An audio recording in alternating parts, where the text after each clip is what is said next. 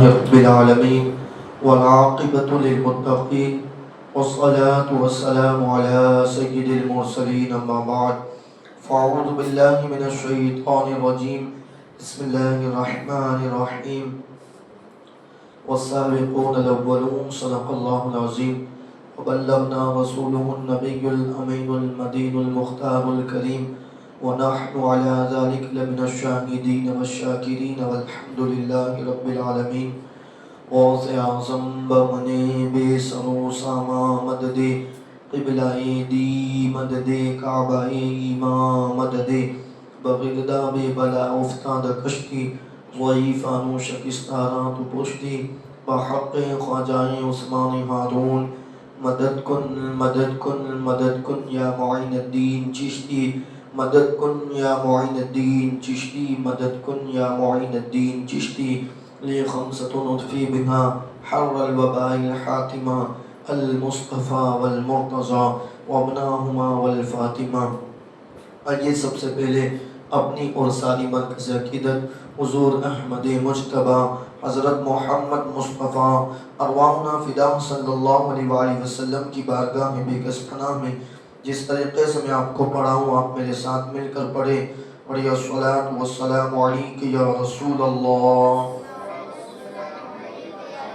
الصلاۃ والسلام علیک یا حبیب اللہ، الصلاۃ والسلام علیک یا نبی اللہ وعلی آلک و اصحابک یا نور اللہ صلی اللہ تعالی علیہ وآلہ وسلم۔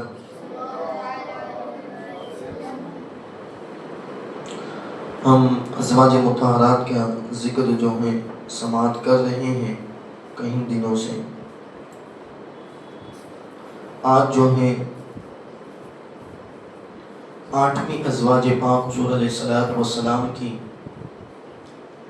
حضرت جویریہ بنت حارث کا ذکر سماعت کرنا ہے۔ ان کا نام جو ہے حضرت برہ رضی اللہ تعالیٰ عنہ ہے، اور یہ جو ہیں بنی مستلق کے سردار حارث کی صاحبزادی ہے حضرت جویریہ، اور ان کا نام جو ہے برہ تھا پہلے، پھر حضور علیہ السلام نے نکاح کے بعد تبدیل کر کے ان کا نام جویریہ رکھا۔ برہ نام بدلنے کی وجہ یہ بتائی جاتی ہے، بیان کی جاتی ہے کہ برہ کا معنی ہوتا ہے اپنی آپ کی بڑائی، یعنی نام کے اندر بڑائی ہے، تو اس وجہ سے جو ہے اللہ کے حبیب کو ایسے نام پسند نہیں ہے کہ جس میں بڑائی ہو، یعنی جس میں تکبر کا شوق جو ہے، تکبر آنے کی وجہات ہوں۔ اس وجہ سے حضور علیہ السلام نے ان کا نام تبدیل فرما دیا۔ اس سے پتہ چلا کہ نام ایسے رکھنے چاہیے جس کے اندر انکساری ہو، معنی کے اندر، مطلب کے اندر۔ لوگ نام تلاش کرتے، اچھے نام، نئے نام تلاش کرنے کی وجہ سے ایسے نام رکھ دیتے ہیں اللہ اکبر جو نہیں رکھنے چاہیے۔ تو اس لیے جو ہے نام رکھنے میں بھی بہت احتیاط کرنی چاہیے۔ اللہ اکبر، کوئی خوشبو رکھتا ہے، کوئی مہک رکھتا ہے، یہ الگ الگ نامیں ہیں۔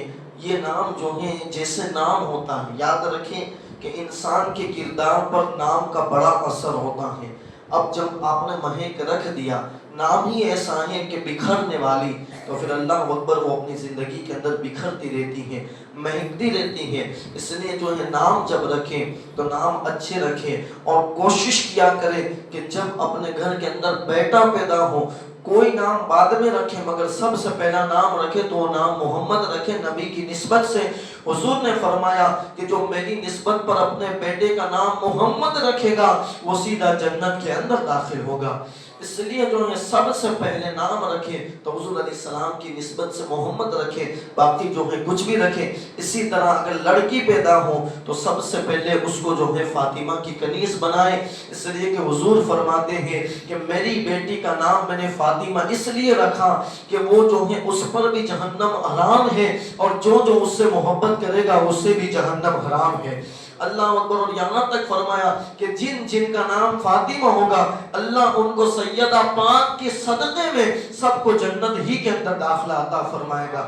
اس لیے جو ہے نام اچھے رکھا کرے. تو اللہ اکبر ان کا نام برہ تھا, حضور علیہ السلام نے تبدیل کر کے ان کا نام جویریہ رکھا.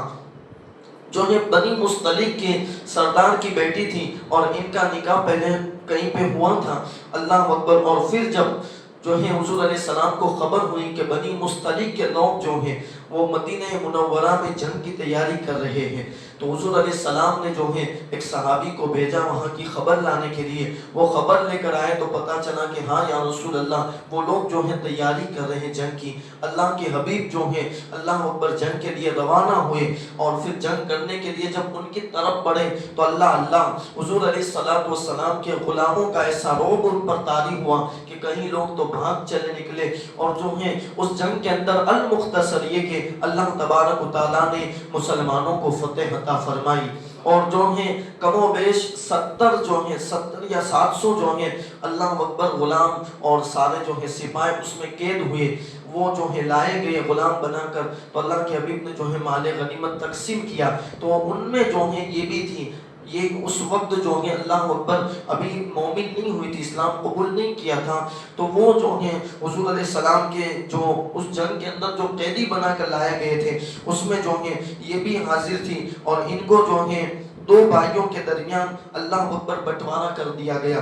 تو حضرت ثابت نے جو ہیں ان کے چچازاد بھائی جو ہیں ان کے حصے کے اندر مدینے کے جو ہیں کھجور کے درخت تھے وہ دے دیے اور کہا کہ یہ جو برہ ہے وہ اب میری کنیز ہو گئی. اللہ اکبر. اب جب کنیز ہو گئی کیونکہ وہاں بادشاہ کی جو ہے سردار کی بیٹی تھی تو یہاں پر کنیز بن کر رہنا اچھا نہ لگا. تو انہوں نے کہا ایک کام کریں کہ آپ جو ہے مکاتبہ کر دیں. یعنی کہ اس میں یہ ہوتا تھا کہ جو آقا ہیں وہ ان کو کچھ رقم جو ہے اللہ اکبر طے پاتی تھی کہ تو اگر غلامی سے آزاد ہونا چاہتا ہے تو پھر جو ہے یہ رقم مجھے جو ہے جمع کروا دو, میں تمہیں آزاد کر دوں گا. تو جو ہے اللہ اکبر حضرت ثابت نے جو ہے بڑی رقم رکھی. تو اب اتنی رقم تو اس لیے کہ یہ تو خود غلامی میں تھی تو ان کے پاس نہ تھی. تو انہوں نے جو ہے حضور علیہ السلام کی بارگاہ میں حاضر ہو کر عرض کی یا رسول اللہ صلی اللہ علیہ وآلہ وسلم مجھے غلامی کے اندر رہنا اچھا نہیں لگتا. اللہ کے حبیب نے کہا کیا ہی میں اس طرح نہیں کر سکتا کہ تمہارا مکاتبہ میں ادا کر دیتا ہوں اور میں تم سے نکاح کر لیتا ہوں.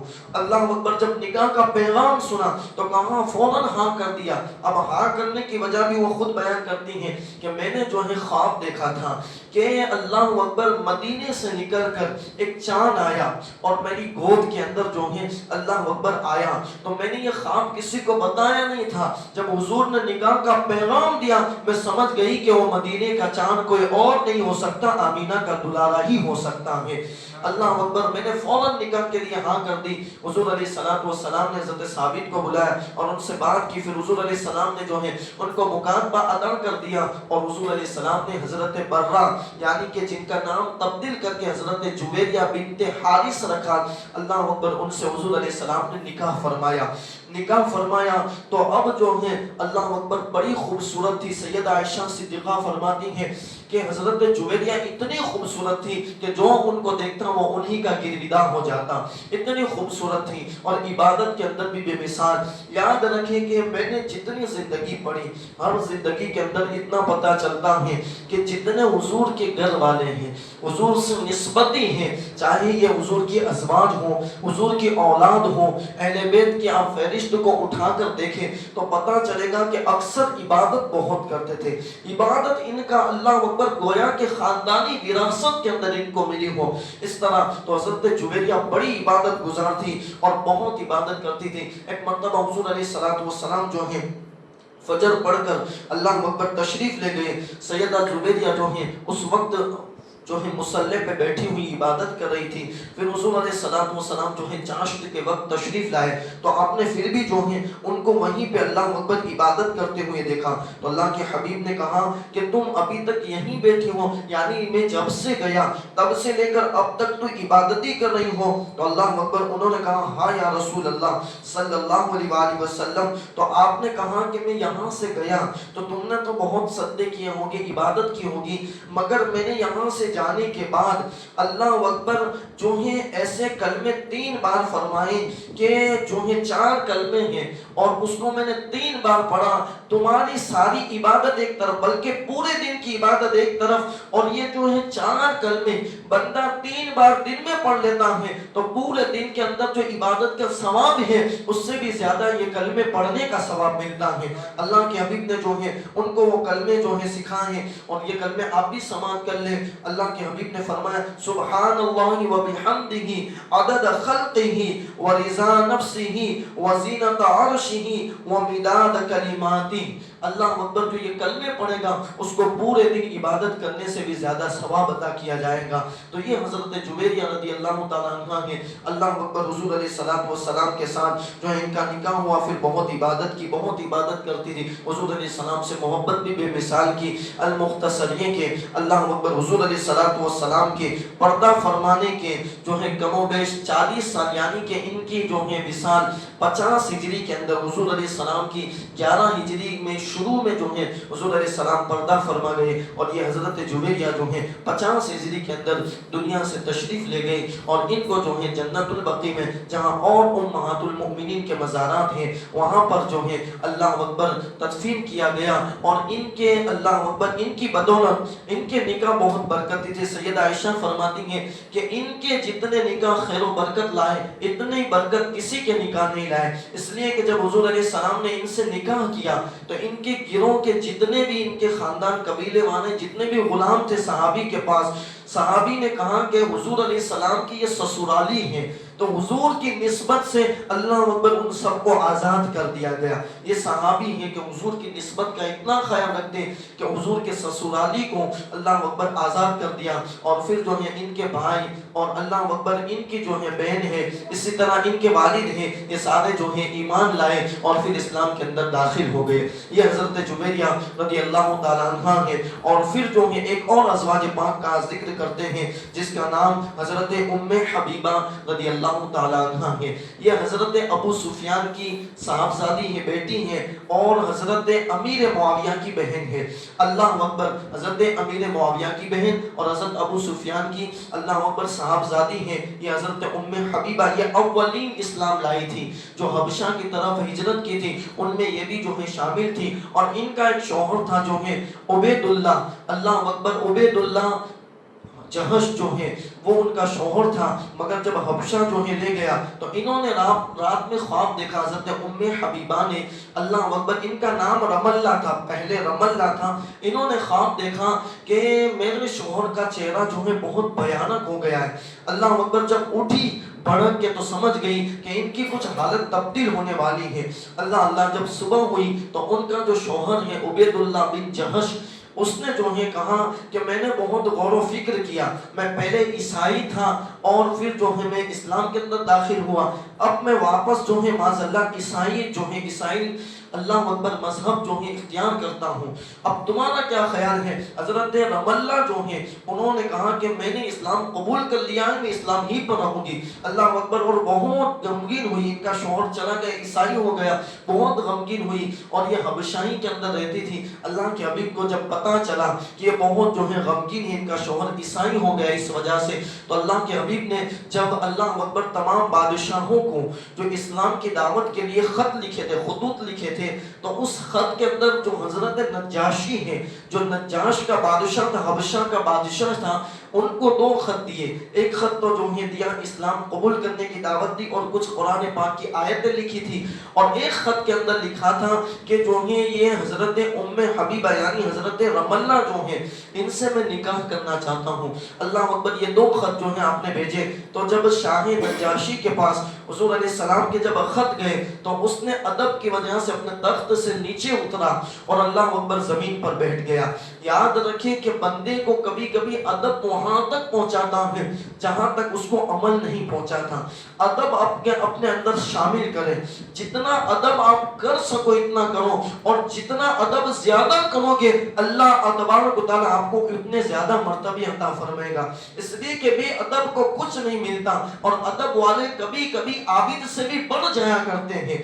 اللہ. اور ادب بہت کیا کرے, اور خاص کر جب اللہ اکبر علم والے ہوں ان کا بہت ادب کرے, اس لیے کہ ان کی بے ادبی کرو گے، سرکار غریب نواز فرماتے ہیں کہ جو عالم کی بے ادبی کرتا ہے کئی پشتوں تک اللہ تبارک و تعالیٰ ان کی نسل کے اندر عالم پیدا نہیں کرتا۔